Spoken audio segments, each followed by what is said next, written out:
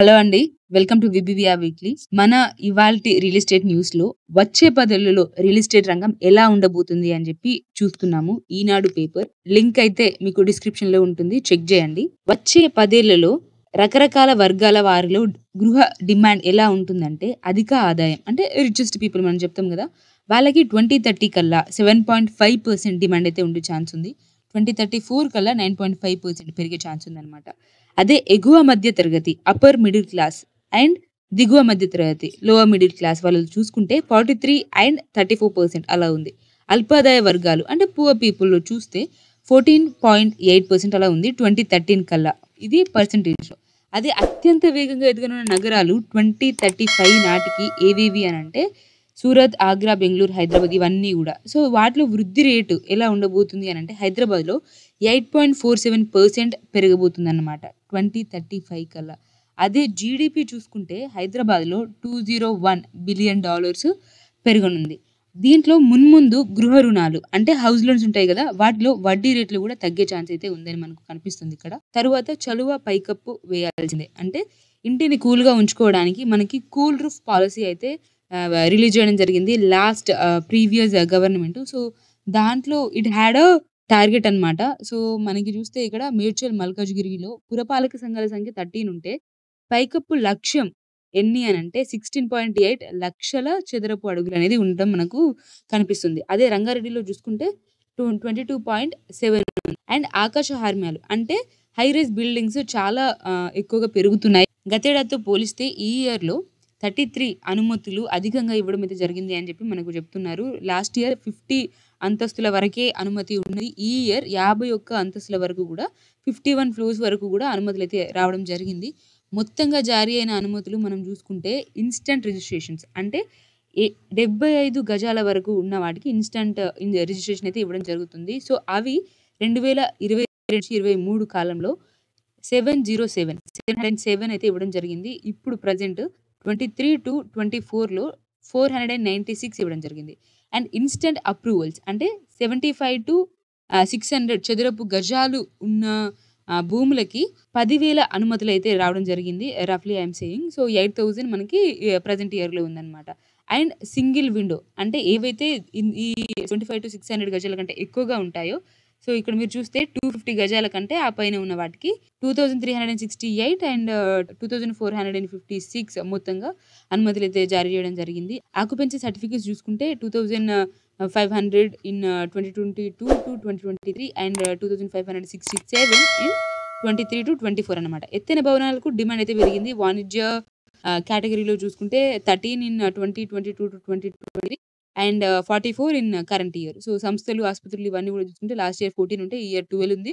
నివాసంలో చూసుకుంటే 70 అండ్ 74 ఉంది. మొత్తంగా 70 అండ్ 130 అయితే మనకు కనిపిస్తుంది. సో, ఆదాయంలో మాత్రం కొంత తగ్గుదలైతే కనిపించింది అని చెప్పి మనకిక్కడ చెప్తున్నారు. వసూలైన రుసుములో ఏవైతే 21-22లో 1,144 క్రోర్స్ అనేవి మనకు లాభదాయకం వస్తే, అదే 22-23లో 1,454 క్రోర్స్ అయితే రావడం జరిగింది. అది ఈ ఇయర్‌లో తగ్గడం అయితే మనం చూస్తున్నాము. ఓన్లీ 1,100 క్రోర్స్ మాత్రమే రావడం జరిగింది. అండ్ ఎల్ఆర్ఎస్ ఇదేంటి అనంటే లేఔట్ రెగ్యులరైజేషన్ స్కీమ్ అన్నమాట. సో, దాంట్లో ఏమైనా కొంచెము తప్పులు గాని ఇలాంటివి అంటే రెగ్యులరైజేషన్స్ ఏమైనా ఉంటే వాటికి దరఖాస్తులైతే పెట్టుకుంటారన్నమాట హెచ్ఎండీఏతో. సో, అలా దరఖాస్తులు ఎన్ని వస్తున్నాయి, ఎన్ని పరిష్కరిస్తున్నారని ఇక్కడ చెప్తున్నారు. వెంటాడుతున్న సిబ్బంది కొరత, సాంకేతిక సమస్యలనైతే మనకిక్కడ కనిపిస్తుంది. సరిపడా స్టాఫ్ అయితే లేరు హెచ్ఎండీఏలో గాని, ఈ రంగంలో అని చెప్పి మనకు ఇక్కడ డీటెయిల్స్ అయితే వస్తున్నాయి. శంకర్పల్లిలో చూస్తే వచ్చిన దరఖాస్తులు 73,000 అయితే పరిష్కరించబడినవి ఓన్లీ 12,000 మాత్రమే ఉన్నాయి. సో, గట్కేసర్‌లో, మేడ్చల్‌లో, శంషాబాద్‌లో కూడా అదే పరిస్థితి మనకు కనిపిస్తుంది. టోటల్‌గా 3,44,000 దరఖాస్తులైతే వస్తే ఓన్లీ 50,000 దరఖాస్తులు మాత్రమే పరిష్కరించడం జరిగిందనమాట ఇప్పటి వరకు. సో, జీసీసీలదే సింహభాగం అని చెప్పి ఇంకొక న్యూస్ కవరేజ్ అయితే మనకిక్కడ కనిపిస్తుంది. ఏంటి అనంటే టోటల్‌గా మనకి ననక్రంగూడ అండ్ గచ్చిబౌలిని దాటి కోకాపేట వైపుగా గూడా విస్తరిస్తున్న నిర్మాణాలు అని చెప్పి ఇచ్చారు. సో, ఈ ఐటీ సెక్టార్స్ మొత్తం గూడా ఇంకా డెవలప్ అవుతుంది. చాలా బాగా స్ప్రెడ్ అవుతుంది అని చెప్పి మనకిక్కడ కనిపిస్తుంది. అండ్ క్లాసిఫైడ్స్ అనమాట. యాస్ యూజువల్ మనకి ఫ్లాట్స్ గావచ్చు, లేకపోతే ల్యాండ్స్ గావచ్చు, ప్లాట్స్ గావచ్చు, హౌసెస్ గావచ్చు, సో, ఫార్మ్ ల్యాండ్స్ గావచ్చు, ఇవన్నీ గూడా డీటెయిల్స్ ఇక్కడ మీకు అడ్వర్‌టైజ్‌మెంట్ కనిపిస్తుంది. So if you are in need you can contact them అనమాట. మన దగ్గర వీబీవీఆర్ ప్రాజెక్ట్స్ దగ్గర కూడా plots, villas, apartments, farm lands resales కూడా చేస్తున్నాము హైదరాబాద్లో వెస్ట్ నుంచి సౌత్ వరకు కూడా. If you are interested screen పై కనిపించిన నెంబర్కి అయితే కాల్ చేయండి, ఫ్రీగా సైట్ విజిట్ ఉంటుంది. And best spot registration and bank loan కూడా అవైలబుల్ ఉన్న ప్రాజెక్ట్స్ మన దగ్గర ఉన్నాయి. అండ్ మీరు చూస్తే ఈ నెక్స్ట్ పేజ్లో ఇంట్లోనే హాయిగా ఇలా అని చెప్పని ఇచ్చారనమాట.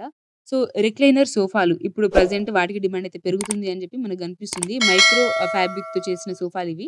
అండ్ కరెంట్ తో పనిచేసే రిక్లైనర్ సోఫాలు అనమాట. సో ఏంటి అని అంటే మనకి ఇప్పుడు ఒకే సోఫాలో దాన్ని చైర్ లాగా చేసుకోవచ్చు, బెడ్ లాగా చేసుకోవచ్చు, సోఫా లాగా చేసుకోవచ్చు అండ్ టేబుల్ లాగా మార్చుకోవచ్చు కదా.